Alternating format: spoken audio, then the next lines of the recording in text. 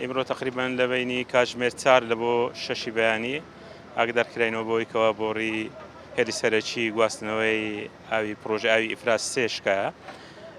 ئەو پرۆژێ ئەو بۆ نێزی 135 تا 140 شاری هەولێر دابین دەکاتن و ئەو گەڕەکانەیە دەگرێتەوە کە دەکەوێتە نێوان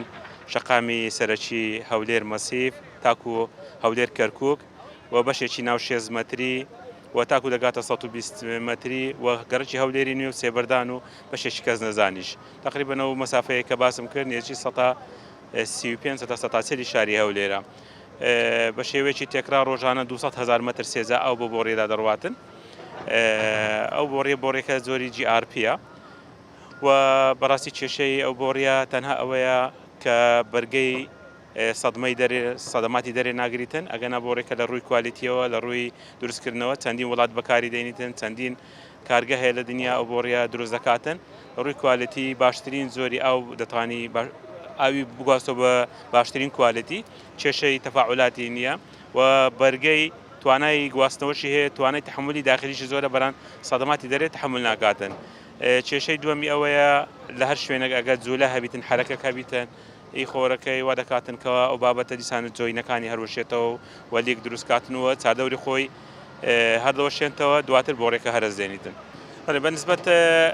مدەی چاکردنەوەکەی عادەتان لە بینی 18 سعات 16 سعات تاکو 24 کاتژمێر جاران دەگاتە 30 سعاتیش بە جێرەی سرعەتی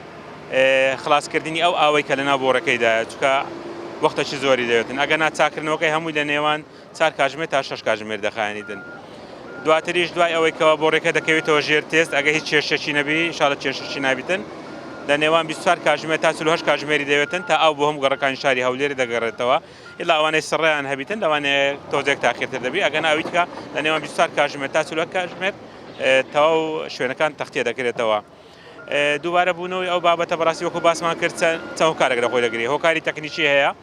هۆکاری زەبری دەرەکی هەیە لای هاوڵاتیان بەهۆی ئەوەی کەوە لەلای ئێمە تاکو ئێستا کە بابەتی محەڕەمی خزمەتگوزاریمان نییە لەوەی خزمەتگوزاریەکان پارێزراوە بندە و شوێنانەی کە هەیە هەرچەندە ئێستا کە ئێمە لە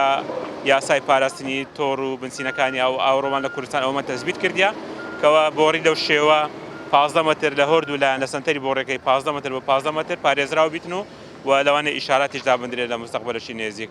بەڵام زیاتر وەکو باسم کرد یان تەکنیکیان هەروەشانەوەکەی هۆکاری شکانێکی تەکنیکی یان ئەوەتەیە زەبری دەرەکی پێ دەکەویتن.